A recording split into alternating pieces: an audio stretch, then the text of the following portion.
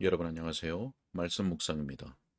우리는 찰스 스펄전 목사님의 설교를 통해서 마태복음 22장 11절로 14절의 말씀을 혼인 자리에서 입을 예복이라는 제목으로 읽고 묵상하고 있습니다. 먼저 본문의 말씀을 읽겠습니다. 임금이 손님들을 보러 들어올세 거기서 예복을 입지 않은 한 사람을 보고 이르되 친구여 어찌하여 예복을 입지 않고 여기 들어왔느냐 하니 그가 아무 말도 못하거늘 임금이 사환들에게 말하되 그 손발을 묶어 바깥 어두운 데에 내 던지라. 거기서 슬피 울며 이를 갈게 되리라 하니라. 청함을 받은 자는 많되 택함을 입은 자는 적으니라. 아멘. 자, 우리가 바로 앞선 시간에서는 혼인잔치에 참석한 사람은 혼인예복을 입게 되어 있는데 거기에 참석한 원수, 반역자는 그렇게 하지 않았다는 것입니다.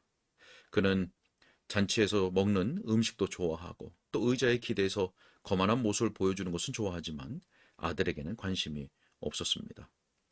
혼인예복은 곧 우리에게 전가되는 그리스도의 의를 가리키지요. 자, 그러나 많은 명목상의 그리스도인들은 믿음으로 말미암는 하나님께로서 난 이 의는 버려버리고 자기의 의를 세우고 있다는 내용을 보았습니다. 자, 오늘 계속되는 내용을 읽고 묵상하도록 하겠습니다. 자, 우리는 그와 마찬가지로 또 이렇게 말할 수 있습니다.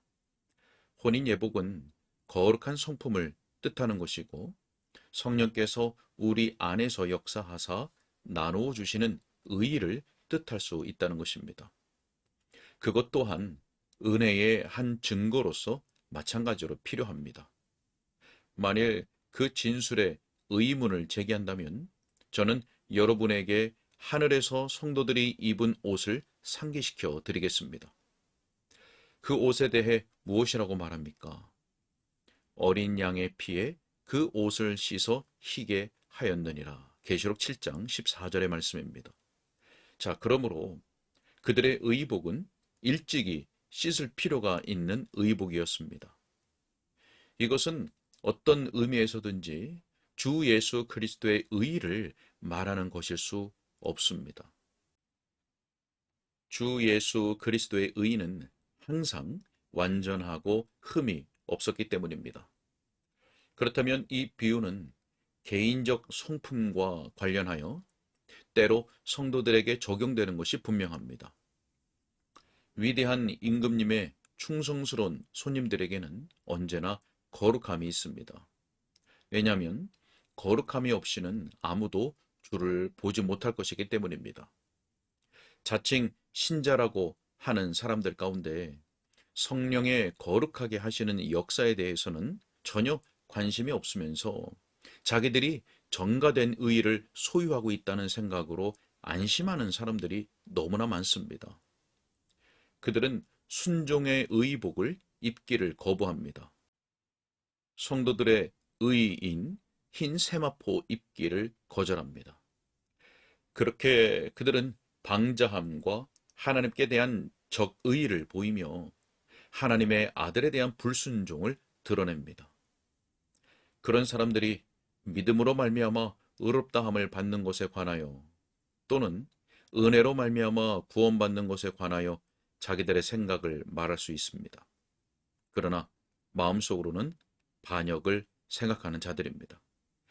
그들은 혼인 예복을 입지 않고 있어서 그들이 그처럼 맹렬하게 비난하는 자기 의의를 내세우는 자들과 다를 바가 없습니다. 사실 우리가 은혜의 복을 원한다면 마음으로 이것저것 고르지 말고 은혜의 원칙에 복종해야 합니다. 어떤 사람들이 그래 왔듯이 혼인 예복이 믿음인지 사랑인지에 관해서 따지는 것은 쓸데없는 일입니다. 성령의 모든 은혜와 언약의 모든 복들은 함께 가기 때문입니다. 그리스도의 전가된 의의를 가지고 있는데도 성령의 역사로 말미암는 의의가 어느 정도 나타나지 않는 일이란 있을 수 없습니다. 믿음으로 말미암아 의롭다함을 받는다는 것이 선한 행실을 내는 것을 반대하지 않습니다. 결코 그렇지 않습니다. 우리로 의롭다함을 얻게 하는 믿음은 거룩함을 산출하는 믿음입니다. 사람을 거룩하게 하지 못하는 믿음, 죄를 사랑하는 데서 건져내지 못하는 믿음으로 말미암아 의롭다함을 받을 사람은 아무도 없습니다. 그리스도인의 성품을 형성하는 본질적인 모든 것은 큰 혼인잔치의 예복을 마련하는 것으로 이해할 수 있습니다. 한마디로 말해서 우리는 그리스도로 옷 입어야 합니다. 그는 하나님께로부터 나와서 우리에게 지혜와 의로움과 거룩함과 구속함이 되십니다. 자, 여기서는 혼인 예복이 단순하게 혼인잔치에 온 사람들의 충성심을 시험하는 시금석으로 언급되고 또 반역을 공공연히 나타내는 방식이자 충성심을 분명히 드러내는 방식으로 언급됩니다. 복음잔치에 나왔지만 잔치와 연관되는 계명을 순종하기를 거절하는 사람이 여기 있었습니다. 그는 의도적으로 하나님보다 자신을 더 축혀 세웠고 그의 마음은 적대감과 교만으로 가득 차 있습니다. 그는 은혜의 선물들을 멸시했습니다. 사랑의 원칙을 조롱하였고 또한 임금이 배설한 자비의 연회에서마저 무례한 반역자로 서 있었습니다. 그의 죄는 무엇보다 먼저 혼인 예복을 입지 않고 혼인잔치에 들어온 데서 나타났습니다. 만일 그가 거기 들어온 다른 손님들이나 주인과 마음을 같이 하지 않겠다는 생각을 하였다면 어째서 들어왔습니까? 만일 그 사람이 하나님의 뜻에 온전히 복종할 의향이 없다면 무엇 때문에 자신이 하나님의 교회에 속해 있다고 말하는 것입니까? 만일 어떤 사람이 그리스도의 의의로 구원을 받지 않는다면 어째서 그는 스스로 그리스도를 믿는 신자라고 주장하는 것입니까? 만일 그 사람이 그리스도의 거룩한 뜻에 순종할 마음이 없다면 어째서 그리스도의 제자인 척 합니까? 누구든지 마음을 새롭게 하지도 않고 자기가 말하는 말을 그대로 믿지 않으며 복종하겠다고 말하는 원칙을 진실로 사랑하지 않는 한 하나님의 교회 안에 있으면 자기에게 유익이 될 수 있다고 생각한다면 그것은 심각한 잘못입니다. 그 침입자의 죄는 불법적으로 잔치에 들어온 후에도 혼인 예복을 입지 않고 거기에 있었다는 사실로 인해 더욱 가중되었습니다. 그는 양심의 가책도 전혀 없는 것처럼 보였습니다. 또 자신의 실수를 고치려는 생각도 없는 것으로 보입니다.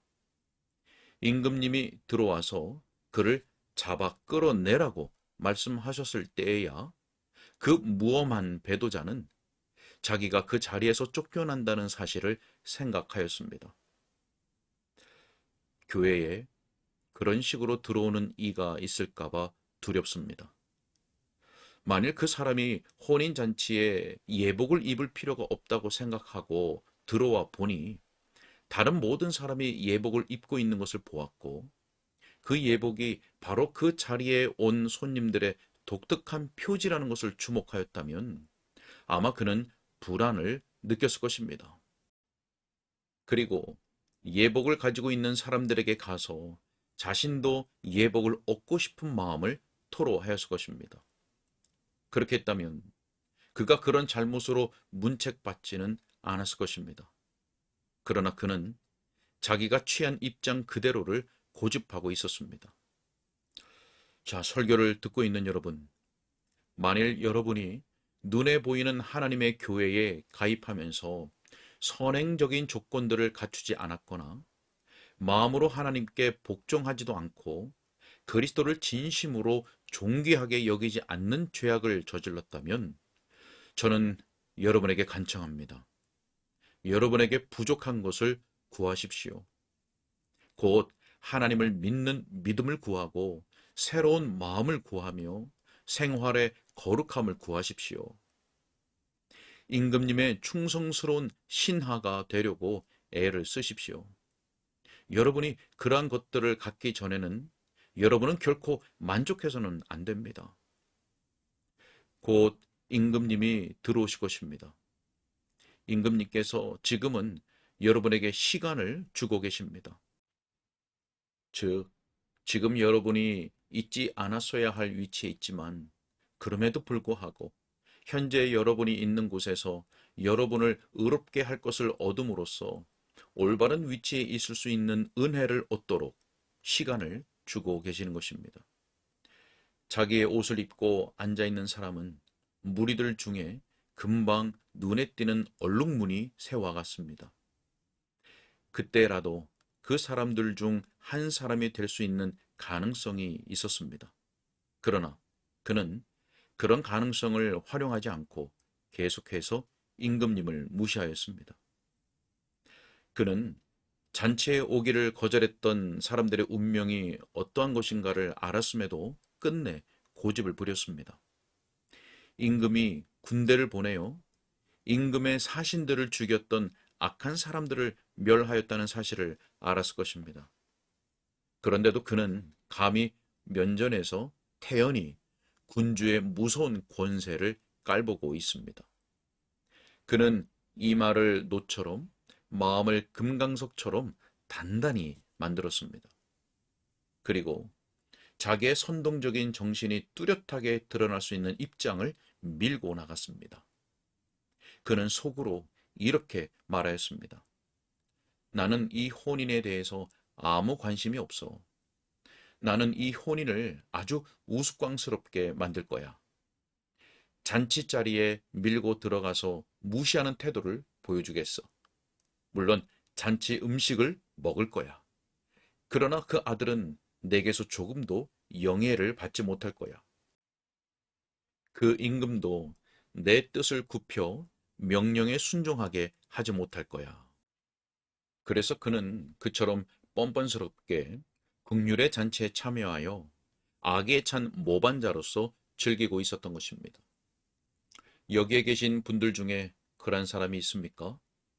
지금 당장은 그런 사람이 아니지만 자신을 정죄하기 시작하는 사람들이 그러한 경향을 띨 것입니다.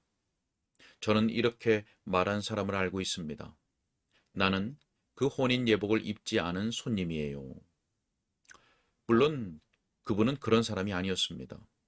왜냐하면 그분은 교회 지체가 아니었기 때문입니다. 그러므로 이 말씀이 그분에게 해당된 것이 아닙니다. 그러나 그분과 같은 많은 사람들이 자신에 대해 신랄하게 말합니다. 또 어떤 사람은 이렇게 말할 것입니다. 내가 그 사람이에요.